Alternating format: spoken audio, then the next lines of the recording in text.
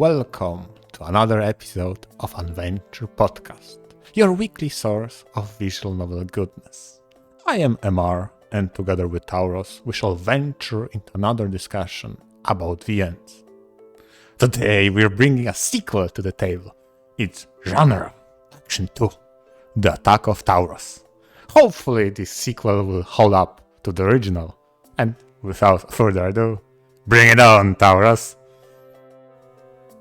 Hello, everyone. Yes, and first off, a quick shout out to MR for the incredible thumbnail. Perfection. Thank you. No problem. But yes, this is another episode of ours about the action genre. Action genre doesn't necessarily have to be a visual novel entirely about action scenes. It can just have a focus on action scenes and also have elements of other genres. And generally, you will see quick pacing and long combat scenes between two characters. And so those are the types of titles we're going to focus on today. The first one I wanted to talk about is Majikoi, one of my favorites. And yes, I bring it up often, but that's because I love this so much, as MR can attest. Yeah. Majikoi has a pretty normal premise where the main character is a high school guy going to school where it has a larger emphasis on the martial arts. And in fact, students can duel each other for social standing and rank in the school. Mm-hmm. And the rest of the VN is mostly about the main character hanging out with his friends and just going through daily life and dealing with challenges as they come up. It sounds like a very bland premise, but this VN's largest strength is in its cast of characters and the writing. They really do behave like a close-knit group of friends, and you could just spend hours just hanging out with them as they bounce off each other and they have fun and they learn a lot from each other. The main focus, though, of this episode is about action. Huh? And Majikoi, despite its focus on these duels and on the martial arts and combat, it doesn't have that many combat scenes, actually. Okay. There's a few of them, and of course those get written in typical VN writing fare, where each of the characters has their weapon of choice, and they will spar, and you'll usually see the strengths and the weaknesses of their approach. Majikoi does tend to sometimes fall into the trap of the narration describing every second of a fight, Mm-hmm. instead of letting some parts smooth out and then showing focus on the important parts. That's a pet peeve of mine. Okay. But the main thing that stuck out to me for Majikoi and the action part is one section called the Kawakami War. I don't want to go too much into spoilers about when it happens, but at one point, the main character's class gets set up against another class in a large-scale war. Instead of a single battle, both of the classes have a team captain over a large battlefield, and both sides use the whole class and whatever recruitments they can bring in to wage war on a grand scale and capture the enemy captain. Usually, whenever you see conflict in visual novels, it'll be set up as in one-on-one fights or maybe two-on-two or some sort of group encounter. And it's very rare to see huge battlefield tactics like this, where the main character is very much a tactician and he tries to gain intelligence on the other side's formations, and he uses the terrain to his advantage, and he tries to deploy certain troops into certain units and maximizes their strengths. This is something you'd see out of, like, what is it called? Total War Shogun video game? Where you're commanding all these troops instead of the very personal view that every visual novel seems to have. True. Where you're just one character, a foot soldier grunt, and you follow orders, and you have your own fights. Something like this really brought a different approach to the action genre. Instead of the small scale, you get the large scale view. Oh wow, I have so many questions. First, I want to roll back a little bit before we discuss the large-scale strategic action. I want to roll back to Magikoi being a title about characters. And you spoke before in many an episode about how it's a group of friends just hanging out. That's your words for it. And Yes. I get a feeling the more genres you find Magikoi for, the more I will know this title without playing it ever. So keep going at it. Soon I don't won't say need that. to read it soon. Okay, but No, you should. You should. Everyone out there, you totally should read Magikoi. I get it. I have a question about weapon. What I mean by that is this happens quite a lot in combat-heavy premise in anime and visual alike, is that, and you said it, so that is true, each character has their own weapon that is different. Did I get that right? Correct. Okay. I'm not sure exactly if that's right, but generally, yes. Okay. Every character has their own distinguished weapon style. And I feel like, especially in a character-driven titles, oftentimes the choice of weapon is their extension of character. It speaks about them. Can you attest to that? With that? Yes, I'd agree with that, both in general and specifically in Magikoi's case. Naturally, almost every weapon usage involves a lot of training and a lot of focused mental discipline. And whenever you see these characters in the fights, it really shows off how serious they can be in these combats. But not only that, you also have a few of the more on-the-nose descriptions. Like Momoyo is the most formidable fighter of the group, and she just fights with her bare fists. There's a few others that I don't really want to go into too much detail, especially with some of the enemies and antagonists you come across in the VN. But yeah, generally I do like that. I do feel like everyone's weapons showcase a side of each character's best. Why I specifically want to focus on that is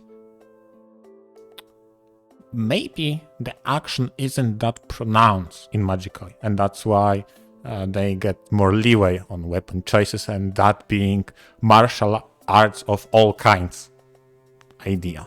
Whereas, as example, because I recently read Muramasa, it was all about samurais fighting with katanas, and everybody in principle fought with the same weapon.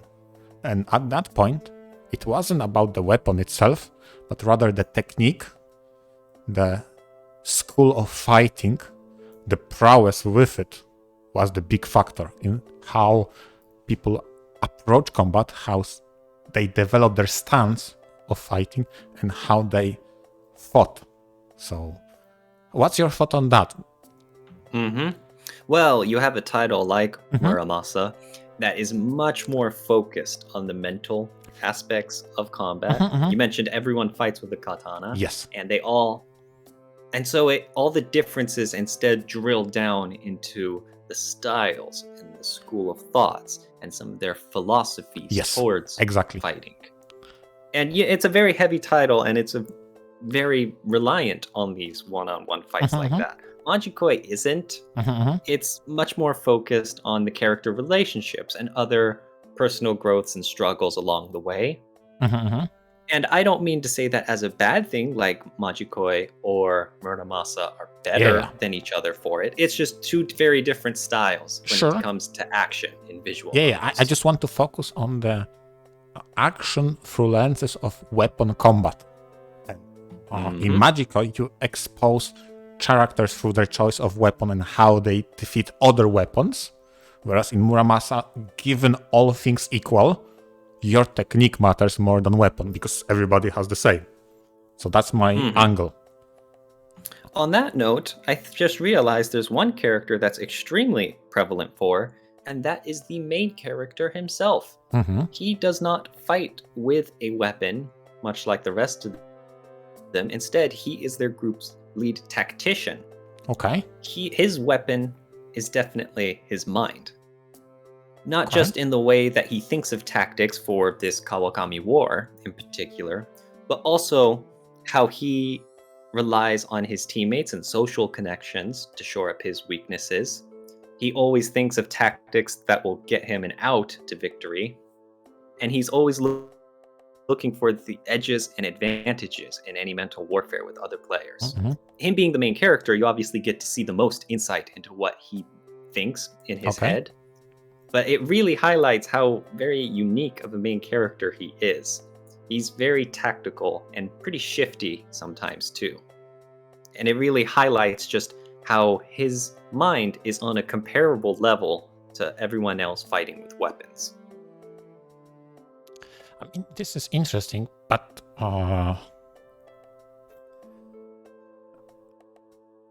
yeah, I have a few examples to that style of protagonist that plays a bit of a support role, because that's how I would describe that kind of mastermind or person specialized in espionage and gathering information.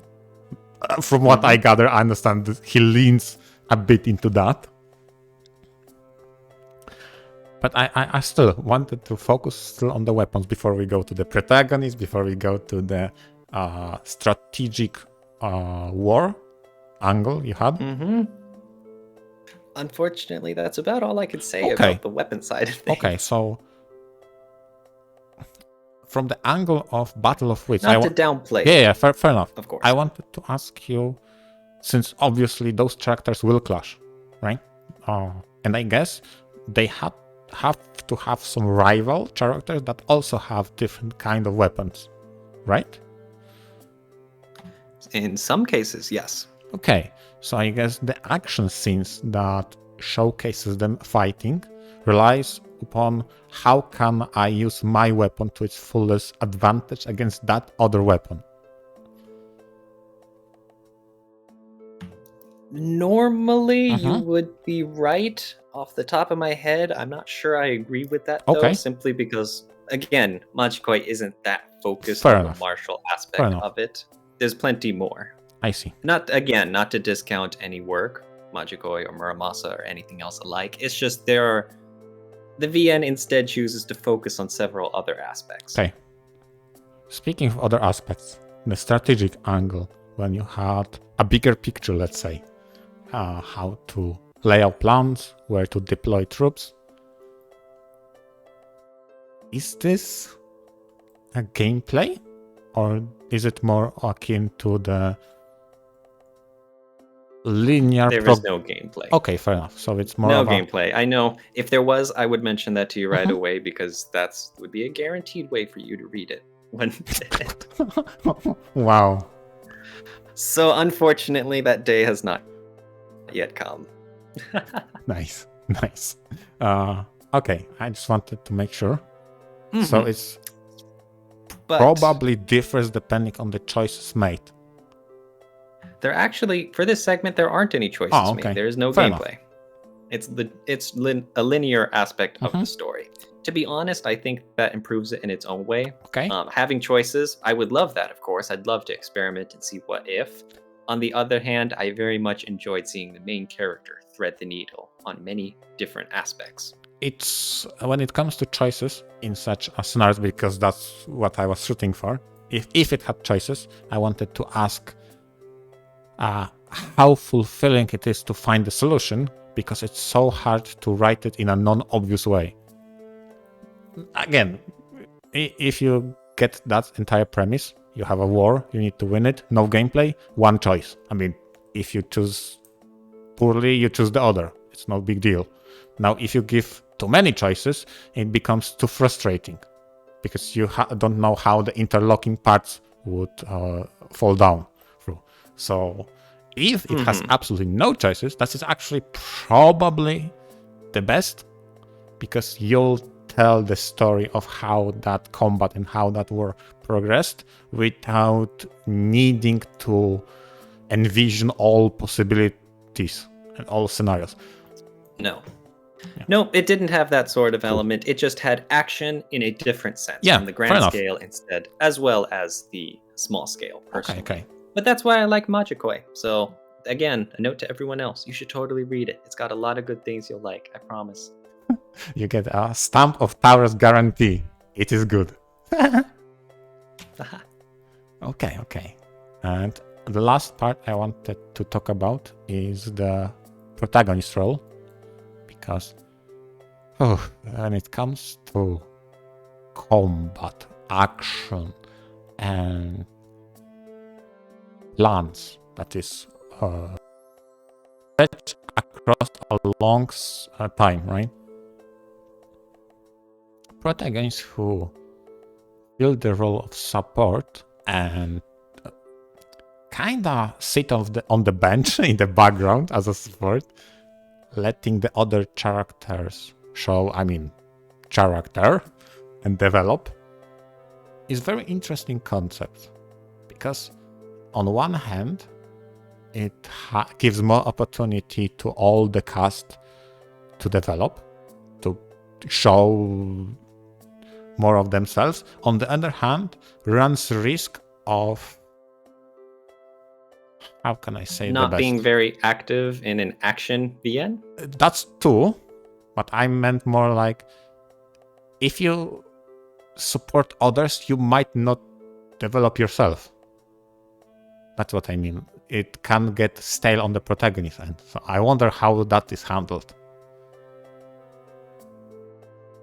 In Majikoi? Yes.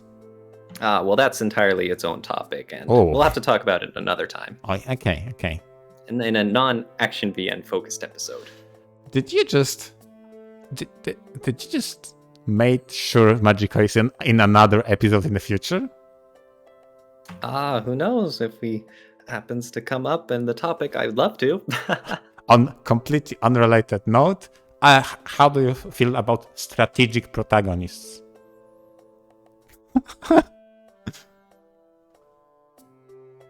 For the future topic, right? Mm-hmm. That'd be cool. Oh god, that's hilarious. Okay. With that being said, does Majikoi has anything else in action you want to talk about? No, so we've spent quite enough on this. What do you have to talk about, MR? I have something new that didn't happen on this podcast yet, because I'm bringing the title I'm currently reading. It's Baldur's Sky. Oh god, and what a title it is. Where to start? The basic premise is it's a story about protagonist suffering from amnesia. It's in cyberpunk setting, with net running being the norm, blending the border between internet and real life. Therefore, the amnesia kinda makes sense, because part of connecting to the internet is exposing your brain to the stimuli itself. Henceforth, from one of his ventures, the protagonist got damage in the brain, and now he has his memory jumbled up. And along the way for the story, it is shown in a way that you have a present time in which you struggle to understand the situation you're thrown in, and on the other end, parallel to the current events, you keep getting flashbacks when you manage to sort your memories. And oftentimes those memories are triggered by some sort of emotional response to the situation you are put in. And it's a very interesting approach. But no, we're not talking about that. I wish I had this when we talked about zany UI. It has plenty of that. When we talked about world building, it has a lot of that. But we specifically talk about action. And I would be remiss if I didn't mention that the action is built upon its own gameplay engine. And oh god, it is so good. I love it already. I'm about 8 hours in. So this is to give perspective to our listeners who know this title. I'm about 8, I think it's chapter 5, something like that. So this gives you perspective. And so far, I spent ungodly amount of time practicing the gameplay. Because Baldur's Sky has combat, right? Yes. Like a very... sorry, I don't mean combat. I mean gameplay. Yes. It has a very involved fighting game segment where you can chain together combos and stuff. It has gameplay. Right? Yeah, it has gameplay that facilitates combat. So you're right on both ends. It is specifically built upon fighting game ideas, which I know quite a lot, and it plays like an action title, and it's so well interlocked with the entire premise and the entire story. You see those characters jacking into the internet, donning their avatars in robotic armor and duking it out, and then logging off, becoming normal human in the real life again. And for that brief moment where you logged in, when action happens, when you encounter enemies, you get full control over your mechanical body. And at the first glance, it looked so old, janky, wacky, because VN gameplay, it can be very bad. Let's just put it that way. It varies, depends on the title. It can be good, it can be bad. There's huge disparity between lows and highs. And on that note, this is definitely a high. So far I had a blast.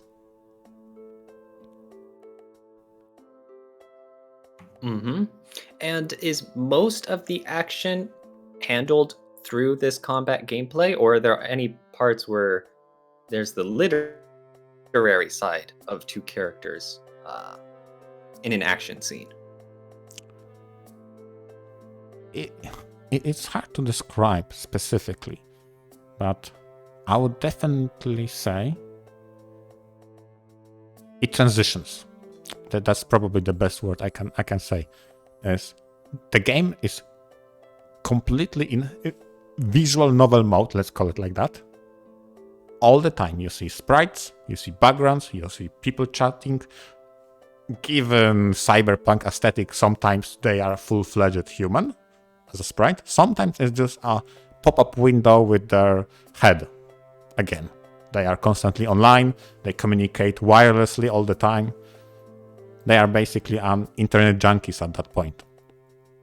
And when the conflict happens, instead of what we discussed before, so a lengthy description, instead of the game telling you what is happening, you get some exceptions when there are scripted sections when the gameplay itself is skipped, but more often than not, you do get to play out those battles that happen.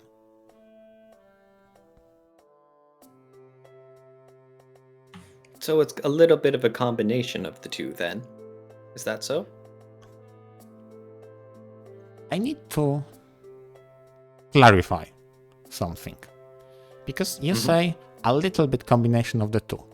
Make no mistake. This is 90% visual novel so far.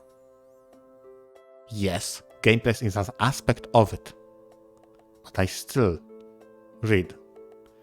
The only reason I am not further in the story right now is because I chose to engage in that gameplay system more than probably is necessary, because you get a free play mode. You can test out how it works. And I messed around quite a lot with it. But in core, in principle, it is a visual novel. I read a lot.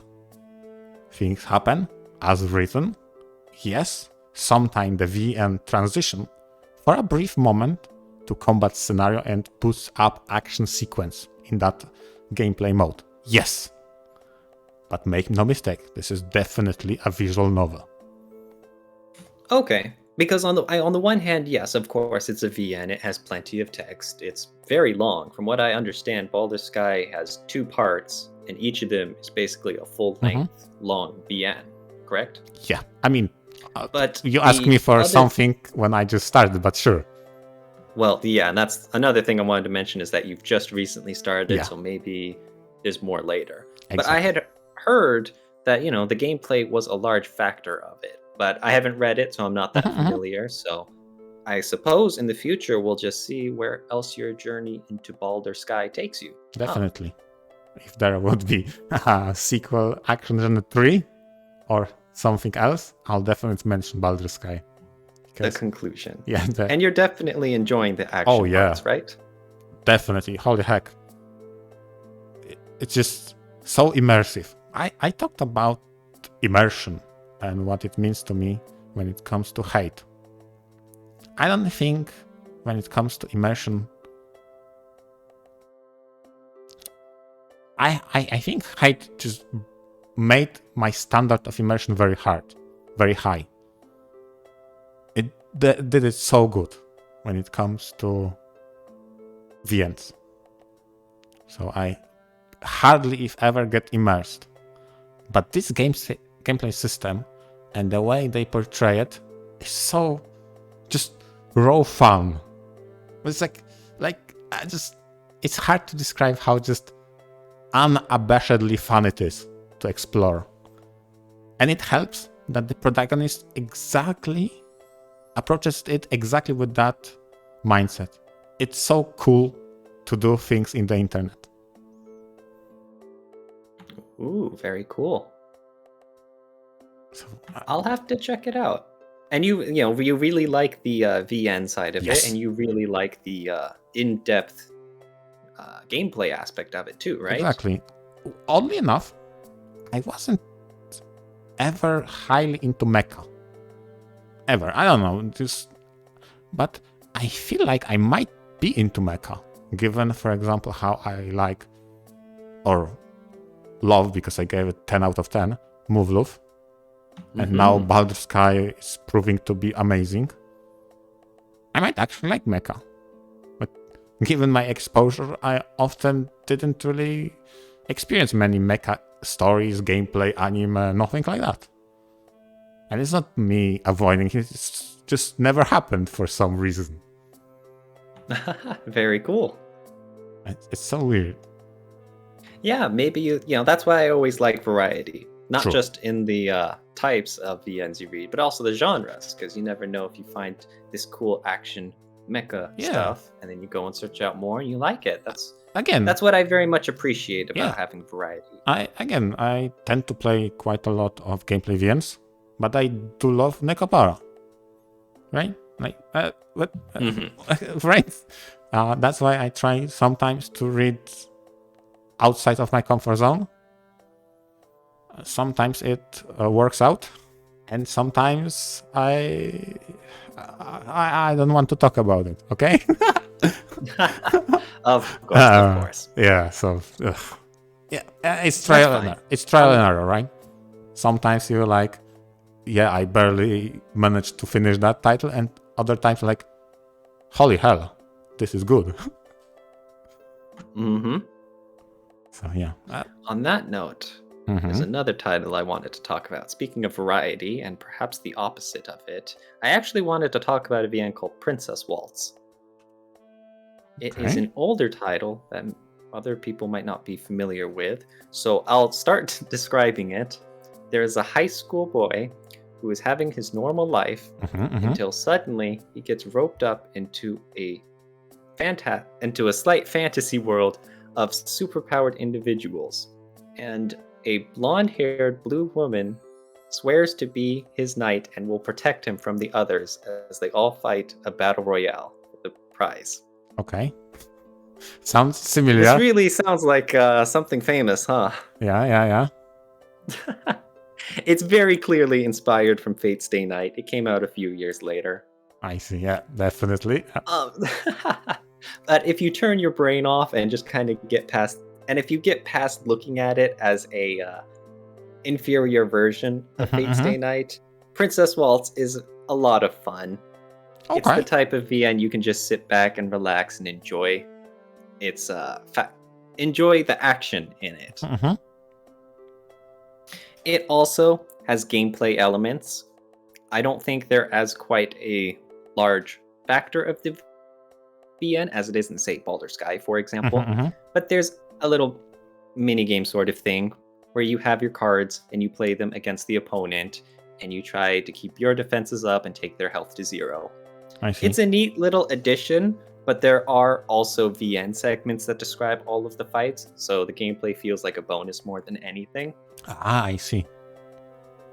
I wanted to talk about Princess Waltz for the action episode, mostly because its action scenes are pretty fun in the sense that you get these superpowered individuals just doing crazier and crazier stuff as they fight for the grand prize. But also in the sense that a common complaint about Princess Waltz is that all of the fight scenes go on for too long. They're pretty wordy, and there's several times I remember when I was reading it and it seemed like there was a natural end to the fight, but then it just kept going. I see. And then it's like, oh, okay, that's the big finisher, and it kept going. And it's like, oh, okay, you're kind of stretching. You're really stretching it, and you're making me doubt the impact of some of these big finishes by just continuing on. Again, maybe it has the Mortal Kombat problem. That game is so mortal, people shrug off injuries, right? Yeah, that happens sometimes. You always have to set like a limit, and then when you break that limit, that's when it should feel big or important. Yeah. Otherwise, the viewers, you lose all context. Exactly. Before you go further, I want to go back to what you said about the action sequences specifically. Because now that you outlined that aspect, I was having an eureka moment. I'm like, right. Because in Baldur's Sky, for example, there were no action sequences. Your gameplay is the action sequence. That's what I asked you. Okay, I maybe didn't understand the question. Now I get it fully grasp. Gameplay is the action. So whenever VN says, okay, this will be the battle, now it becomes transition. You go into the gameplay mode. Then the gameplay mode ends, and you feel the aftermath. And there is no action sequences. The gameplay is the action sequence. At least for now, 8 hours who knows in. How much? Yeah. Honestly, I think that's the best way to handle it, because you can get that immersion, like you said, of having your own adrenaline flowing, and your skills are what determines if you succeed or fail.